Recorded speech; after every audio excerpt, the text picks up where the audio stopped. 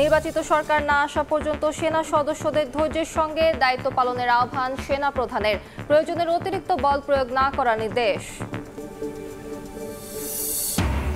ভারতকেও সিদ্ধান্ত নিতে হবে বাংলাদেশের সঙ্গে কেমন সম্পর্ক চাই। জয়শঙ্করের বক্তব্যের প্রতিক্রিয়ায় উপদেষ্টা। যুক্তরাষ্ট্র থেকে $29 মিলিয়ন আসার তথ্য নেই। চলমান সংকটে সরকারের ব্যর্থতাকে দায়ী করেছেন বিএনপি মহাসচিব মির্জা ফখরুল ইসলাম আলমগীর। দেশকে গৃহযুদ্ধের দিকে ঠেলে দেওয়া হচ্ছে কিনা এমন প্রশ্ন তুলে পরিস্থিতি থেকে উত্তরণে দ্রুত নির্বাচন দেওয়ার আহ্বান জানিয়েছেন তিনি। এদিকে দলটির ভারপ্রাপ্ত চেয়ারম্যান তারেক রহমান বলেছেন, সুষ্ঠু, অবাধ ও নিরপেক্ষ নির্বাচন হলে বিএনপি ক্ষমতায় যাবে। সংস্কার নিয়ে অবান্তর আলোচনায় মূল কাজ আড়াল হয়ে যাবে। দীর্ঘ 16 বছর পর খুলনা মহানগর দক্ষিণ বিএনপির সম্মেলন। জেলা সার্কিট হাউস মাঠে সকাল থেকেই ঢল নামে নেতাকর্মীদের। ব্যানার হাতে, স্লোগানে মিছিল নিয়ে তারা যোগ দেন কাউন্সিলে। উৎসবের নগরীতে পরিণত হয় খুলনা মহানগর। আয়োজিত আজকের এই কাউন্সিল অনুষ্ঠানের যুক্তরাজ্য থেকে ভার্চুয়ালি যুক্ত হয়ে সম্মেলনে বক্তব্য দেন বিএনপির ভারপ্রাপ্ত চেয়ারম্যান তারেক রহমান। বলেন, সংস্কার নিয়ে অপ্রয়োজনীয় আলোচনায় আড়ালে চলে যাবে সরকারের মূল কাজ। নিরপেক্ষ নির্বাচন হলে জনগণের সমর্থনে বিএনপি ক্ষমতায় যাবে বলেও জানান তিনি। সংস্কার নিয়ে যদি আমরা প্রতিনিয়ত শুধু অবান্তর আলোচনা করতে থাকি, তাহলে আমাদের যে মূল কাজগুলো, এই কাজগুলো আমাদেরকে করতে হবে। আমরা যদি ভোটের অধিকারকে প্রতিষ্ঠিত করতে পারি, যেই খাদের কিনারায় বাংলাদেশ চলে গেছে, সেখান থেকে ধীরে ধীরে আমরা উঠিয়ে আনতে সক্ষম হব। এদিকে দ্রব্যমূল্য সহনীয় রাখা ও নির্বাচনী রোডম্যাপ ঘোষণা সহ বিভিন্ন দাবিতে ধামরাইয়ের যাত্রাবাড়ি মাঠে সমাবেশ করেছে ঢাকা জেলা বিএনপি। অংশ নেন বিপুল সংখ্যক নেতাকর্মী। সমাবেশের প্রধান অতিথি হিসেবে যোগ দেন বিএনপি মহাসচিব মির্জা ফখরুল ইসলাম আলমগীর। জাতীয় সংসদ নির্বাচনের আগে স্থানীয় সরকার নির্বাচনের কথা বলে দেশকে গৃহযুদ্ধের দিকে ঠেলে দেওয়া হচ্ছে কিনা এমন প্রশ্ন রেখে মির্জা ফখরুল চলমান সংকট সমাধানে দ্রুত নির্বাচন দেওয়ার আহ্বান জানান। এই সরকার কি জেনে শুনে নৈরাজ্য সৃষ্টি করতে চান, অথবা একটা গৃহযুদ্ধ করার দিকে যেতে চান? আমি জানি না। আমি আশা করব যে তারা সেটা করতে দেবেন না। দেশকে আর ধ্বংসের দিকে ঠেলে দেবেন না, দেশকে নৈরাজ্যের দিকে ঠেলে দেবেন না।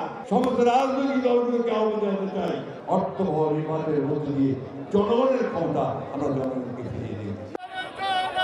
এদিকে সকালে নয়াপল্টনে জুলাই আন্দোলনে ক্ষতিগ্রস্তদের পুনর্বাসন ও হত্যার বিচারের দাবিতে আয়োজিত মানববন্ধনে বিএনপি নেতারা বলেন, জামাত যখনই সুযোগ পেয়েছে তখনই পিছন থেকে ছুরি মারার চেষ্টা করেছে। সরকারের থেকে দল করলে অন্তর্বর্তী সরকার প্রশ্নবিদ্ধ হবে বলেও জানান তারা। অনেকে ছাত্র শিবিরকে বলে গুপ্ত ছাত্রলীগ, এর উত্তর কি করে দেবেন?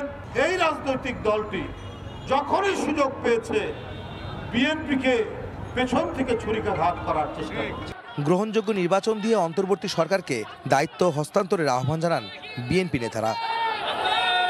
আহমেদ সালেহিন, সময় সংবাদ, ঢাকা।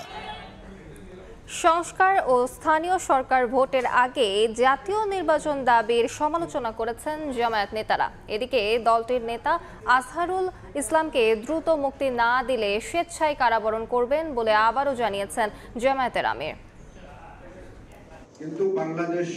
সোমবার জাতীয় প্রেস ক্লাবে ভাষা আন্দোলন থেকে গণ অভ্যুত্থান অপ্রতিরোধ্য বাংলাদেশ শীর্ষক সেমিনারের আয়োজন করে জামায়াতে ইসলামী ঢাকা মহানগরী দক্ষিণ শাখা। বক্তব্যে সংস্কার ও স্থানীয় নির্বাচনের আগে জাতীয় নির্বাচন দাবির সমালোচনা করেন নেতারা। এখন আমরা শুনি যে আমাদের অমুক নির্বাচন দিতে হবে, না হলে আমরা জীবন দিয়ে দেব। একটা নির্বাচনের জন্য জীবন দিয়ে দিতে হবে। এই জীবন দেওয়া মানুষগুলো আমরা এতদিন কোথায় ছিলাম? সেক্রেটারি জেনারেল অধ্যাপক মিয়া গোলাম পরোয়ার বলেন, বিদেশে বাংলাদেশের বন্ধু থাকলেও কোনো প্রভু থাকবে না। এ সময় গণমাধ্যম কর্মীদের দেশপ্রেমে উজ্জীবিত হয়ে সাংবাদিকতা করার আহ্বান জানান তিনি। আধিপত্যবাদের কিছু দোসর আছে, ফ্যাসিস্টদের কিছু দালাল আছে, কিছু সেবাদাস আছে। বিদেশে বন্ধু থাকবে আমাদের, কিন্তু বিদেশে আমাদের কোনো প্রভু থাকবে না। এদিকে শরীয়তপুরের ভেদরগঞ্জে 2014 সালে সরকার বিরোধী আন্দোলনে নিহত বেলালের কবর জিয়ারত ও তার পরিবারের সাথে সৌজন্য সাক্ষাৎ করেন জামায়াতের আমির। পরে পথসভায় বক্তব্যে বলেন, দেশ ফ্যাসিবাদ থেকে মুক্ত হলেও এখনো জুলুম শেষ হয়নি। জামায়াত নেতা আজহারুল ইসলামকে দ্রুত মুক্তি না দিলে স্বেচ্ছায় কারাবরণের কথা জানান তিনি। সরকার যেন আমাকে গ্রেফতার করে কারাগারে পাঠানোর ব্যবস্থা করে। বাংলাদেশকে মুক্ত করতে হলে এই দেশের যুব সমাজকে এগিয়ে আসতে হবে। সুন্দর সমাজ গড়তে যুব সমাজকে এগিয়ে আসার আহ্বান জানান জামায়াত আমির। শফিক মুন্সি, সময় সংবাদ, ঢাকা। শুক্রবার আত্মপ্রকাশ করবে অভ্যুত্থানকারীদের নতুন রাজনৈতিক দল। থাকবেন জুলাই আন্দোলনের সমন্বয়ক থেকে শুরু করে শহীদ পরিবার সহ অভ্যুত্থানের পক্ষের শক্তির সবাই। সন্ধ্যায় বাংলা মোটরে সংবাদ সম্মেলনে নতুন দলের আত্মপ্রকাশের দিনক্ষণ ঘোষণা করেন জাতীয় নাগরিক কমিটির মুখ্য সংগঠক সার্জিস আলম। জুলাই আন্দোলনে তৎকালীন সরকার প্রধানের পদত্যাগের দাবি আসার সময় থেকেই সামনে আসছিল একটাই প্রশ্ন, বিকল্পকে। তখন থেকেই বারবার আলোচনায় এসেছে ৭১-এর স্বাধীনতার পরও এদেশের মানুষের মন জয় করতে ব্যর্থ হয়েছে পুরনো রাজনৈতিক দলগুলো। এদিকে ৮ আগস্ট অন্তর্বর্তী সরকার গঠন এবং সেখানে শিক্ষার্থী প্রতিনিধি থাকা এবং তাদের নতুন দল গঠন নিয়ে দেশের রাজনৈতিক মহলে আলোচনা ছিল তুঙ্গে। এসবের মাঝেই এবার আনুষ্ঠানিক ঘোষণা আসলো আন্দোলনে সক্রিয় ভূমিকা রাখা সংগঠনগুলোর নতুন রাজনৈতিক দলের, যার যাত্রা শুরু হবে ২৮ ফেব্রুয়ারি জাতীয় সংসদের সামনে। সোমবার বাংলা মোটরে সংবাদ সম্মেলন করে একথা জানালেন জাতীয় নাগরিক কমিটির মুখ্য সংগঠক সার্জিস আলম। আমাদের যত জাতিগোষ্ঠী রয়েছে সকলের সেখানে অংশগ্রহণ থাকবে এবং আমরা বিশ্বাস করি সেই ২৮ ফেব্রুয়ারি ২০২৫ বাংলাদেশের ইতিহাসে নব দিগন্ত উন্মোচনের আরেকটি অধ্যায় হতে যাচ্ছে। এর বাইরেও উঠে আসে দেশকে দুর্নীতিমুক্ত করা, সবার সমান অধিকার, জনবান্ধব নীতি প্রণয়ন করে সংস্কার এবং রাষ্ট্রীয় প্রতিষ্ঠানের সেবার মান বাড়ানোর মতো জনগণের চাওয়ার কথা। সারা দেশের যত চিন্তার মানুষ থাকতে পারেন, যত ঘরানার মানুষ থাকতে পারেন, শ্রেণীর মানুষ থাকতে পারেন, পেশাজীবী মানুষ থাকতে পারেন, তাদের সকলের মতামতের একটি সম্মিলন আমাদের এখানে সম্ভব হয়েছে। এই জনমত জরিপে প্রায় ২ লাখের বেশি মানুষ নিজেদের মতামত দিয়েছেন উল্লেখ করে সহিংসতা, চাঁদাবাজি ও দুর্নীতিমুক্ত দেশ গড়তে কাজ করবে বলেও আশাবাদ ব্যক্ত করেন অভ্যুত্থানকারীরা। বাংলাদেশের মানুষের পরবর্তী স্বপ্ন বাস্তবায়নের মহান দায়িত্ব কাঁধে নিয়ে এই রাজনৈতিক দলটি গঠিত হবে। আল আমিন তুষার, সময় সংবাদ, ঢাকা। তথ্য উপদেষ্টা নাহিদ ইসলাম এখনও পদত্যাগ করেননি বলে জানিয়েছেন প্রধান উপদেষ্টার প্রেস সচিব শফিকুল আলম। উপদেষ্টা পরিষদে রদবদলের বিষয়েও হয়নি কোনো সিদ্ধান্ত। সন্ধ্যায় রাজধানীর ফরেন সার্ভিস একাডেমিতে সংবাদ সম্মেলনে প্রেস সচিব আরও জানান, সরকারের সিদ্ধান্ত দ্রুত নেওয়া ও দুর্নীতি কমানোর স্বার্থে সরকারি সব কার্যালয়ে ই-ফাইলিং ব্যবস্থা চালুর সিদ্ধান্ত গৃহীত হয়েছে। ই ফাইলিং এর সুবিধা হচ্ছে যে এর ফলে অন্যান্য দেশের এক্সাম্পলে দেখা গেছে যে করাপশন খুব কমে আসে সরকারি সব প্রতিষ্ঠানে। এর মাধ্যমে আরেকটা জিনিস যে মনিটর করা, যে কোন ডেস্কে যায় একটা ফাইল আসলে কতক্ষণ পড়ে আছে, ট্র্যাকিং সিস্টেমটাও থাকবে, যে আপনি ইনস্ট্যান্টলি জানবেন যে এই ফাইলটা এইখানে আছে। আমাদের কাছে ইনফরমেশন এখন পর্যন্ত তথ্য উপদেষ্টা উনি পদত্যাগ করেননি, আর বাকিটা ওনার বিষয়, আমরা এই বিষয়ে আর মন্তব্য করতে চাই না। আর রদবদল হবে কি হবে না এটা interim government led by professor Yunus, তারা এটা ডিসিশন নেবেন। এটা আমরা এখনো জানি না কোনো রকমের কোনো ডিসিশন আছে কিনা। দেশের আইন শৃঙ্খলা পরিস্থিতি সন্তোষজনক, তবে আরও ভালো করার অবকাশ রয়েছে। দ্রুতই মিলবে ফলাফল। আইন শৃঙ্খলার উন্নয়নে সচিবালয়ে কোর কমিটির বৈঠক শেষে কথা বলেন স্বরাষ্ট্র উপদেষ্টা। এদিকে রাজশাহীতে আইজিপি জানান, ডাকাতি ছিনতাই রোধে একযোগে মাঠে নামছে র্যাব, এটিইউ ও ডিএমপি। সারা দেশের আইন শৃঙ্খলা নিয়ন্ত্রণে অপারেশন ডেভিল হান্টের মধ্যেই হরহামেশা ঘটছে এমন ঘটনা।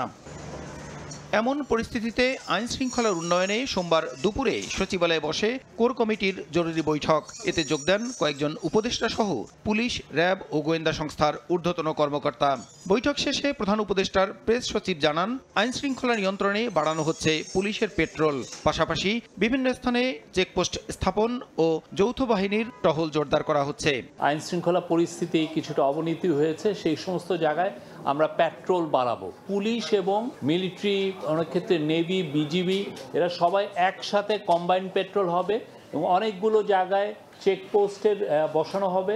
আইন শৃঙ্খলা পরিস্থিতি এখনও সন্তোষজনক দাবি করে স্বরাষ্ট্র উপদেষ্টা বলেন, সন্ধ্যা থেকেই আরও তৎপর হচ্ছে আইন শৃঙ্খলা বাহিনী। আমি বলবো আইন শৃঙ্খলা পরিস্থিতি স্যাটিসফ্যাক্টরি, বাট এটা উন্নতি করার অবকাশ রয়ে গেছে। ছোটোখাটো ঘটনা এটা সবসময় আগেও ঘটছে, ভবিষ্যতে যেন না ঘটে এই জন্য আমরা কি ব্যবস্থা নেওয়া যায় এই ব্যাপারে আমাদের আলোচনা হয়েছে। রাত্রে দেখবেন যে তাদের অ্যাক্টিভিটিস অনেক বেড়ে গেছে। এদিকে রাজশাহীতে আইজিপি জানান, ছিনতাই রোধে মাঠে নামছে আইনশৃঙ্খলা বাহিনীর 3টি ইউনিট।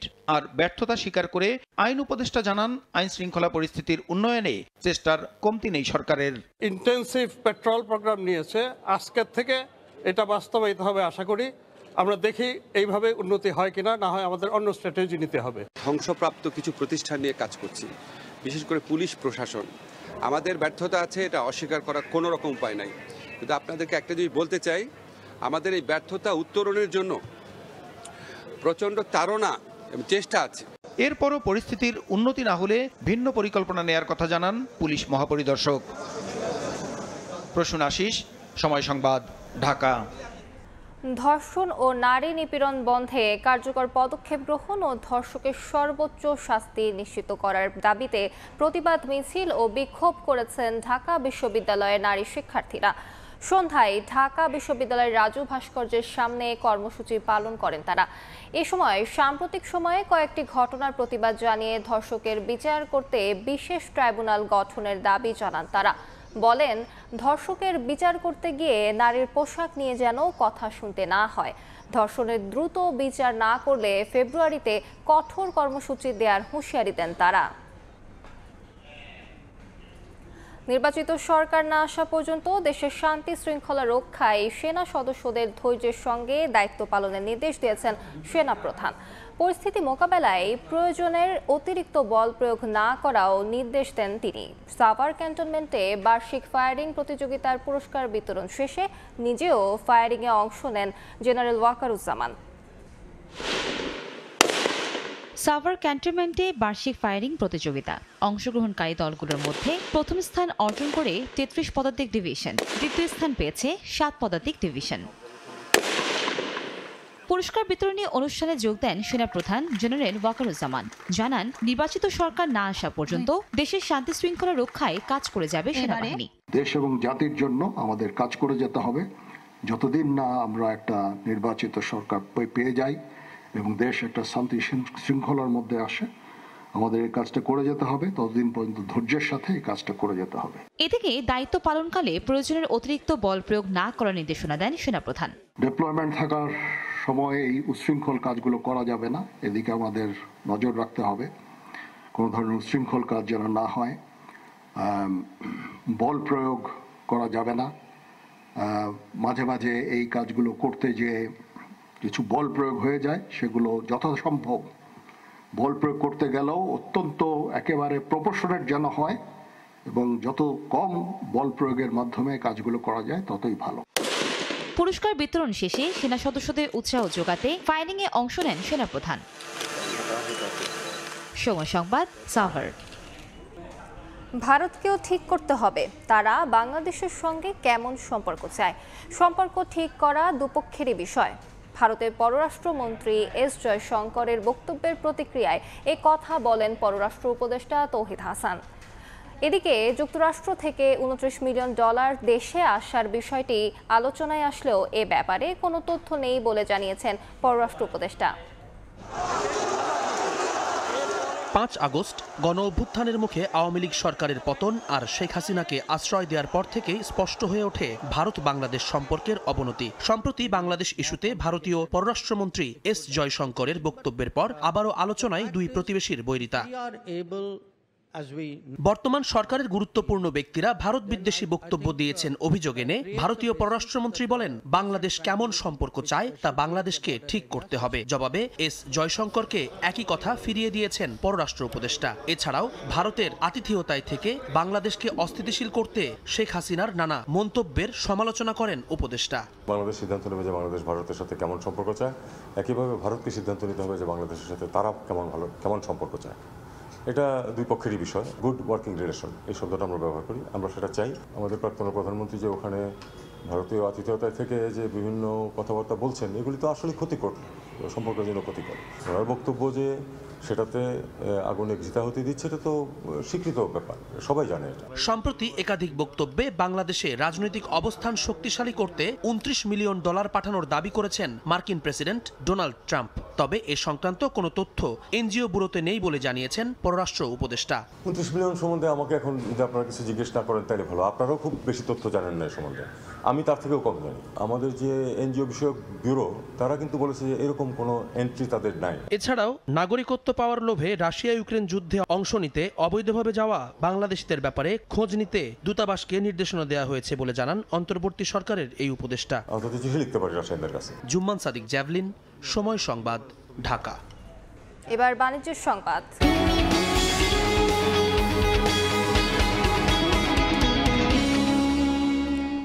বাংলাদেশের শিল্প খাত নিয়ে পার্শ্ববর্তী দেশ ষড়যন্ত্র করছে বলে অভিযোগ করেছেন টেক্সটাইল মিল মালিকরা।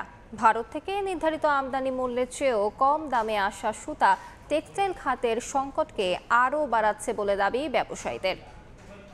বন্ধ করে দিলাম, এবার আপনারা এবার গ্যাসের প্রাইস 80 টাকা করে দেন, সমস্যা নাই। টেক্সটাইল খাতের সংকটকে আরও ঘনীভূত করেছে স্থলবন্দর দিয়ে ভারত থেকে ডাম্পিং মূল্যে সুতা আমদানি।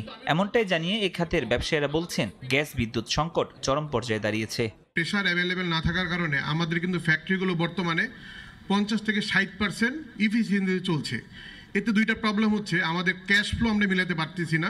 সোমবার রাজধানীর গুলশান ক্লাবে আয়োজিত সংবাদ সম্মেলনে টেক্সটাইল খাতে নানা সমস্যা তুলে ধরে Bangladesh textile mills association BTMA. আমরা রীতিমতো হিমশিম খেয়ে যাচ্ছি, ব্যাংকের ঋণ দিতে পারতেছি না, শ্রমিকের বেতন দিতে পারতেছি না, গ্যাস বিল দিতে পারতেছি না। এ সময় ব্যবসায়ীরা অভিযোগ করেন, দেশের শিল্প খাতকে ধ্বংস করার চক্রান্ত করছে প্রতিবেশী দেশ। ষড়যন্ত্র মোকাবেলায় সরকারের আন্তরিকতা নিয়েও প্রশ্ন তুলেছেন তারা। সিকিম যেরকম ওরা নিয়ে গেছে, পাট শিল্প নিয়ে গেছে, এখন আমাদের আরএমজি নিয়ে টানাটানি শুরু হয়ে গেছে। আমাদের 85% export amounts to textile and RMG. এই সেক্টরই যদি না থাকে এই ইকোনমি কি চালাবে? এলএনজি নির্ভর না হয়ে প্রাকৃতিক গ্যাস অনুসন্ধানে সরকারের জোরালো পদক্ষেপ আশা করেন ব্যবসায়ীরা। তাহলে আমার ইন্ডাস্ট্রিকে আমি সাপোর্ট না করি। ফরহাদুর রহমান, সময় সংবাদ, ঢাকা।